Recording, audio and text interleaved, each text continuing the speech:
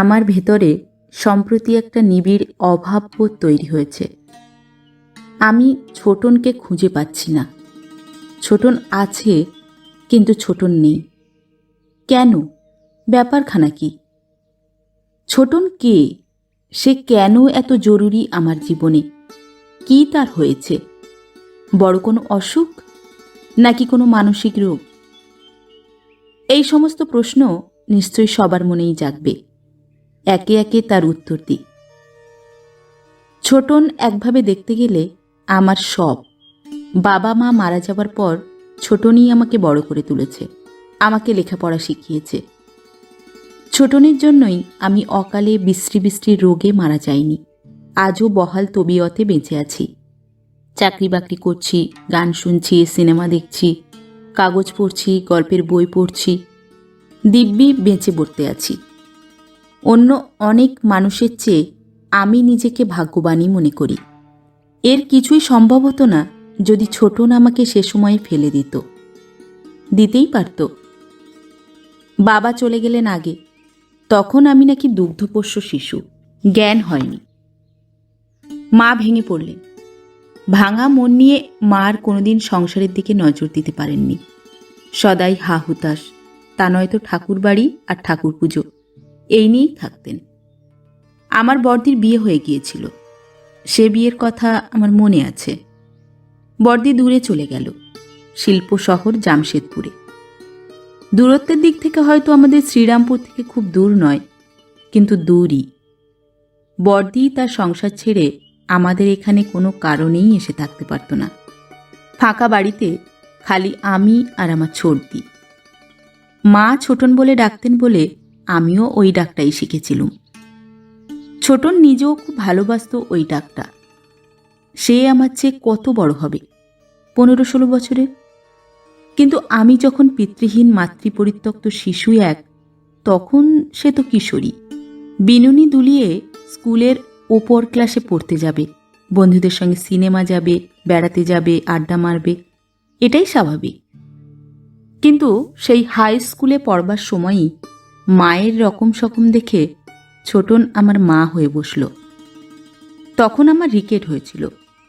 ছোটন আমাকে নিয়ে ডাক্তারের কাছে যেত, পরামর্শ মতো ওষুধ পথ্য খাওয়াতো।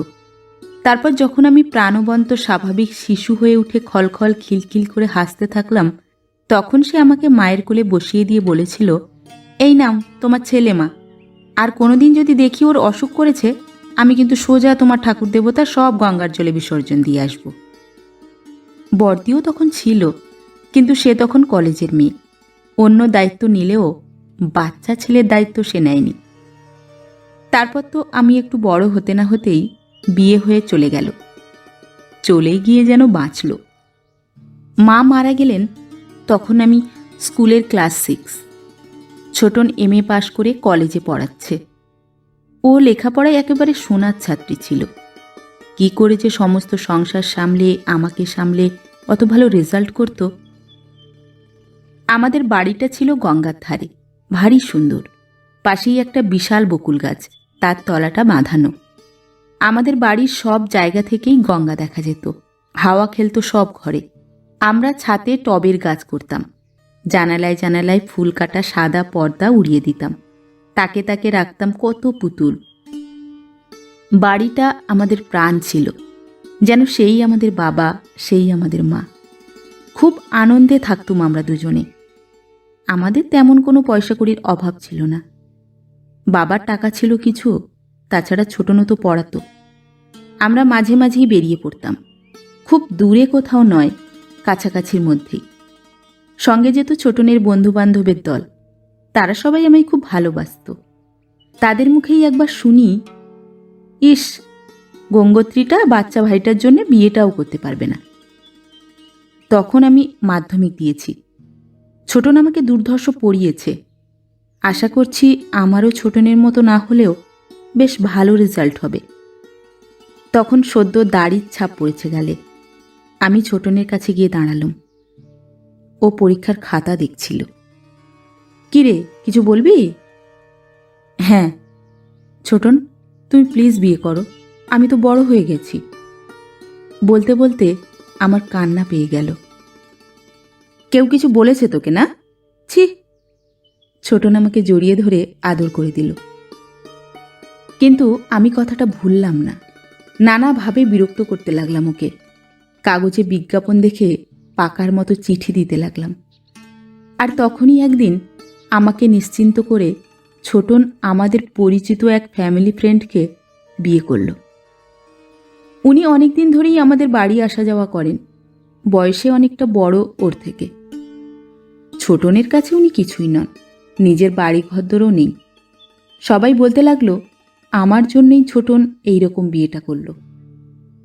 সুদীপদা আমাদের বাড়ি এসে থাকতে লাগলেন। না হতে পারেন খুব কৃতী কেউ, কিন্তু সুদীপদা তো বেশ ভালো লোকই ছিলেন। আস্তে আস্তে আমার দুটো ভাগ্নে হলো। কি মজা! আমাদের বাড়িটা বাচ্চাদের খেলাধুলোর আওয়াজে, কান্নাকাটি, চেঁচামেচিতে একেবারে জমজমাট হয়ে উঠল। ওদের যত খেলা খুনসুটি সব আমার সঙ্গে।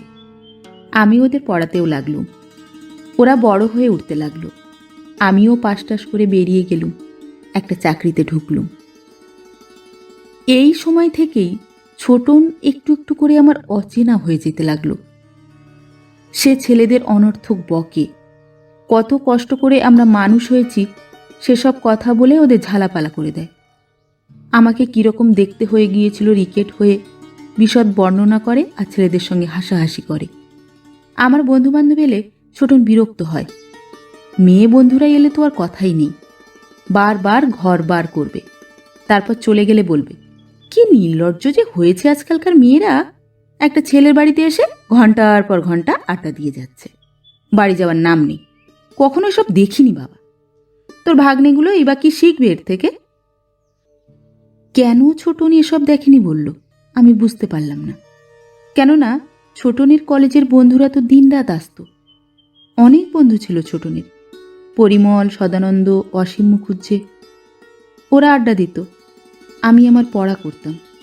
কখনো সময় থাকলে আমিও একধারে বসে গেছি, কিছু তো খারাপ শিখিনি। কিরকম ভ্যাবাচাকা খেয়ে যেতে থাকলাম ছোটনের এইসব ব্যবহারে। এ ছোটনকে আমি চিনি না। বাড়িতে 4টে ঘর, একটা ছোটনদের, একটা আমার, একটা বসবার ঘর, আরেকটা 2 ভাগ্নের। বসবার ঘরটা আমিই বেশি ব্যবহার করি। ওখানে আমার পড়ার টেবিল ছিল বরাবর, এখনো আছে। তাছাড়া আমার কাছে যারা আসে তারা ওখানেই বসে। একদিন বাড়ি এসে দেখি ছোটন আর সুদীপদার খুব ঝগড়া হচ্ছে। এরকম কখনো দেখিনি। সুদীপদা বলছেন, তা তো বলবেই, আমার তো আর বাড়ি নয়, আমাকে সবসময়ই অ্যাডজাস্ট করেই থাকতে হবে। কি হয়েছে সুদীপদা? খুব ইচ্ছে ছিল না, তা সত্ত্বেও জিজ্ঞেস করি। সুদীপদা কিছুই বলে না। ছোটন বললে, দেখ না, বয়স বাড়ছে, ও একটা আলাদা ঘর চাইছে। ওর পুজো আচ্চার একটা বাই হয়েছে, তা আমি বলেছি কোথা থেকে দেব, এই নিয়েই তুলকালাম। আমার তখন খেয়াল হলো সত্যিই সুদীপদা বেশ কিছুদিন ধরে একটা কুলুঙ্গিতে কী সব ঠাকুরের মূর্তি রেখে পুজো করেন ঘণ্টা নেড়ে, গীতা পড়েন সুর করে করে। ওর কি চিরকালই এমন ধর্মবাতিক ছিল? অফিস থেকে এসে পড়াশুনো করে আর পুজো করেই সময় কাটান বেশি। ওর কাছেও ওই ধরনের লোক আসছে, সব ভক্ত গোছের। তারা বাইরের ঘরেই বসে। তখন যদি আমার কেউ আসে, বাধ্য হয়ে তাকে আমার শোবার ঘরেই নিয়ে যেতে হয়। কোনো মেয়ে এলে সেটা বেশ অস্বস্তিকর। কি বলবো আমি?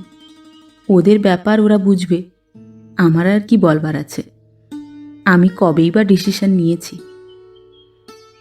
তারপর দেখলুম বাইরের ঘরটা একদিন পুজোর ঘরে বদলে গেল। ছোটন আমাকে জিজ্ঞেস তো করলই না, বলল না পর্যন্ত। ছোট ভাগ্নে আবার প্রায়ই তার দাদার সঙ্গে ঝগড়া করে আমার কাছে এসে শোয়। বেশ একটা খোলামেলা হাত পা খেলিয়ে থাকার ব্যাপার ছিল আমাদের জীবনে বরাবর, কখনো স্থান অকুলান হয়নি। এখন যেন গাদাগাদি করে থাকা। আমি একদিন বড় ভাগ্নেটাকে আচ্ছা করে বকে দিলুম, বাচ্চু, তুই রোজ রোজ কি অপুর সঙ্গে ঝগড়া করিস রে? আমার ওইটুকু খাটে দুজনে ধরে, আর তেমনি শোয়া বাঁদরটার। জানিস, কাল খাট থেকে পড়ে গিয়েছিলাম। ছোটন এসে দাঁড়ালো, মুখে মেঘ, আমার কিরকম ভয় করতে লাগলো। ছোটন গম্ভীর গলায় বলল, বাচ্চু, অপু, তোমরা শুনে রাখো, এই বাড়ি তোমাদের মামার, এটা তোমাদের নিজেদের বাড়ি নয়। যখন তখন মামাকে গিয়ে বিরক্ত করবে না। আমি বললাম, কি বলছো ছোটন? ওদের এসব কি কথা বলছো?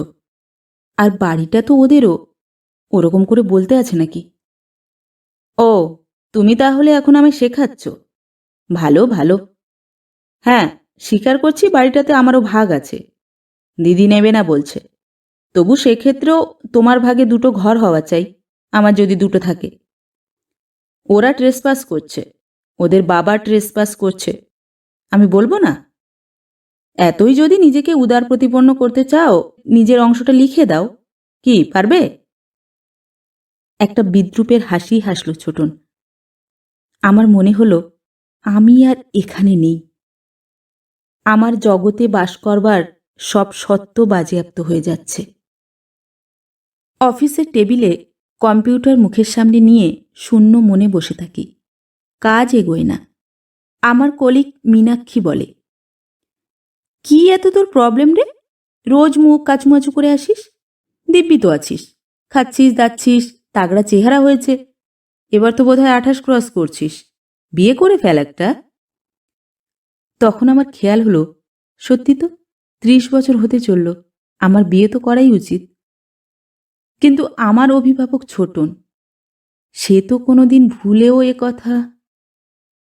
মধ্য 30-এ ছোটনের বিয়ে আমি নিজেই ঝোলাঝুলি করে দিয়েছি। তারপরে মনে হলো, বিয়ে যে করব, থাকবো কোথায়? আমার ঘরটা ছোট, বিয়ে করলে হয় ভাগ্নেদের ঘরটা, আর নয়তো বসবার ঘর, যেটা এখন সুদীপদার আশ্রম হয়েছে, সেইটা আমাকে নিতে হবে, মানে দিতে হবে। ছোটনকে ব্যবস্থা করে দিতে হবে। ছোটন কি সেই জন্যেই? মীনাক্ষী এই সময় বলল, উদিত, আমার একটা কাজ করবি? কি কাজ? মেদিনীপুরে আমার ছর্দি থাকেন, মানে ছর্দিদা। আমারও তো মা মারা গিয়েছিলেন আমায় জন্ম দিয়েই, ওই ছর্দিই আমাকে মানুষ করেছিলেন জানিস। শুধু আমি নয়, আমার দাদা দিদি, আমার ছোট ভাই, সবাইকে। ওরা তো কেউ আর এদেশে থাকে না, আমিই একমাত্র আছি। মাঝে মাঝে মেদিনীপুরে আমাদের বাড়ি যাই। উদিত জানিস, ছর্দি আমাকে চিনতে পারে না, অ্যালঝাইমার হয়েছে। আমার যে কি কষ্ট বলে বোঝাতে পারবো না। সবসময় যে চিনতে পারে না তাও নয়, কিন্তু আমার কিরকম যেন অস্বস্তি হয়, ভয় করে। তুই নিজে গেলে বুঝবি ব্যাপারটা কেমন আনক্যানি। আমার সঙ্গে যাবি একবার? আমি নিঃশ্বাস ফেলে বলি, যাব। উইকেন্ডে শালিমার থেকে আরণ্যক ট্রেন ধরে ঘণ্টা দুয়েক পর মেদিনীপুর টাউন পৌঁছানো গেল। স্টেশন থেকে হাঁটা পথে বিদ্যাসাগরনগর। দূর থেকে বাড়িটা দেখালো মীনাক্ষী। ওই যে ওই বাড়ি, দোতলা একটা বাড়ি, বেশ ভব্যযুক্ত দেখালো দূর থেকে, মোটেই অ্যালঝাইমারের মতো নয়। এইটা প্রথম স্বস্তি। আমার এখন মনের যা অবস্থা, তাতে ভেঙে পড়া বাড়ি, অগোছালো পরিবেশ, নোংরা সবকিছুই মনটাকে দমিয়ে দেয়। বাড়ির ভেতর দেখি বেশ সুন্দর একটা বাগান আছে। অবাক হয়ে জিজ্ঞেস করি, কে করে এ বাগান? ছর্দিই করেন, লোক আছে, কিন্তু ছর্দি নিজেও হাত লাগান। মীনাক্ষী বোধহয় জানিয়ে দিয়েছিল, একটি মেয়ে এসে আমাদের নিয়ে গেল। সবাই খুব পরিষ্কার পরিচ্ছন্ন।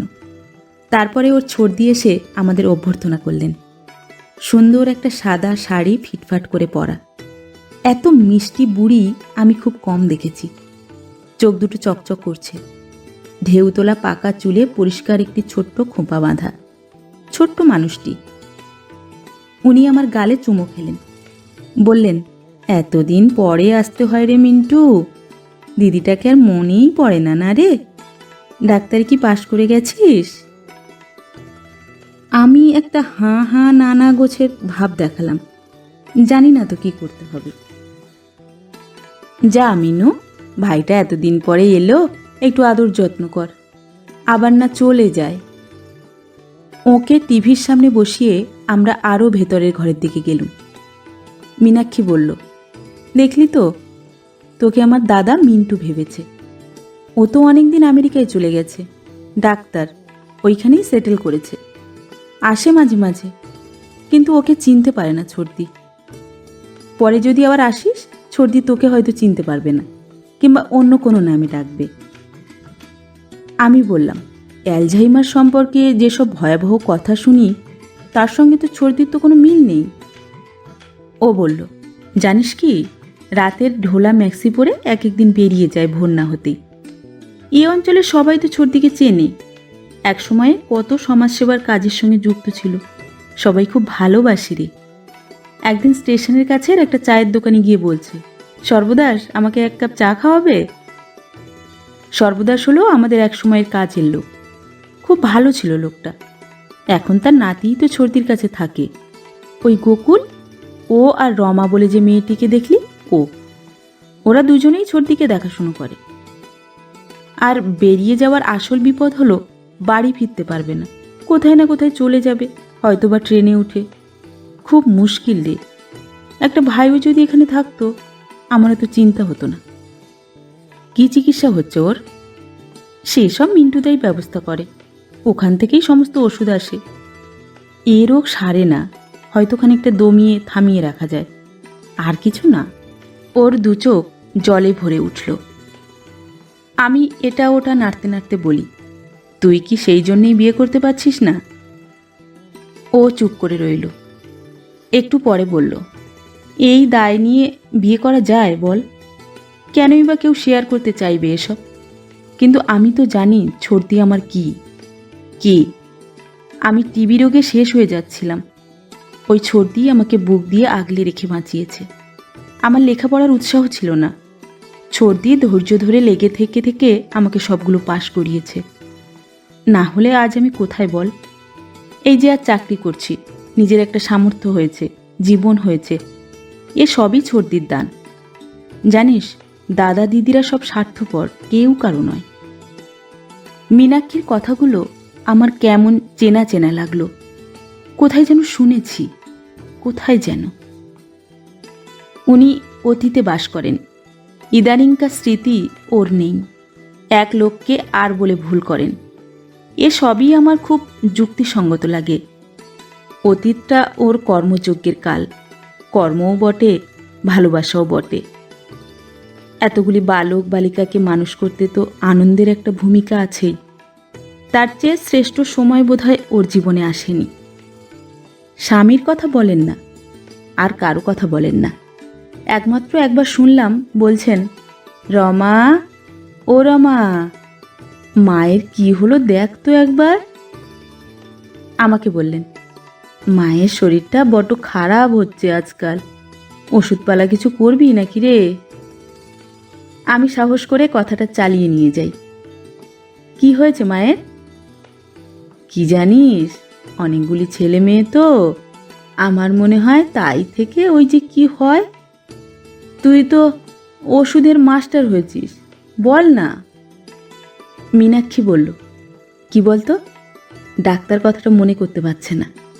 আর ওই যে রোগ, বোধহয় সুতিকা মিন করছিল না রে। অনেক বুঝিয়ে সুঝিয়ে ওকে আমরা ভেতরে পাঠাই। উনি আসবেনই, এমনকি প্লেনে চড়ে যদি বিদেশ যেতে হয় তাও যাবেন। বেরিয়ে এসে মলিন মীনাক্ষী বলল, এই তো এমন করলো, কিছুক্ষণ পরেই ভুলে যাবে সব। তুই কিংবা মিন্টু বা মিনু কিছুই মনে থাকবে না।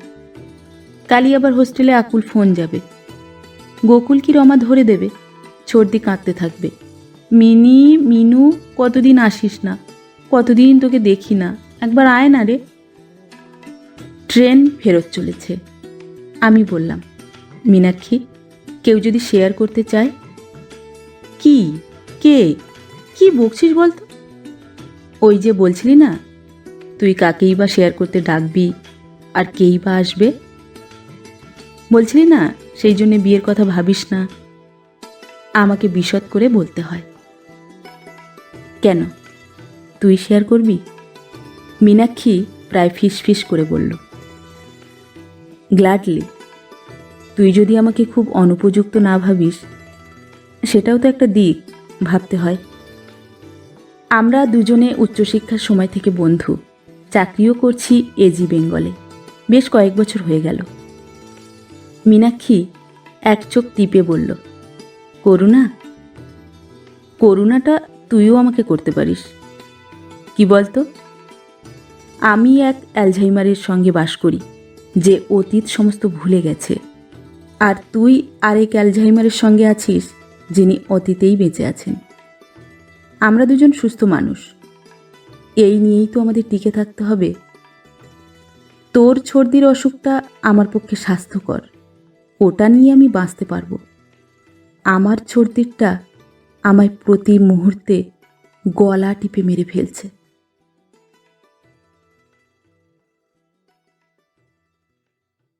নমস্কার।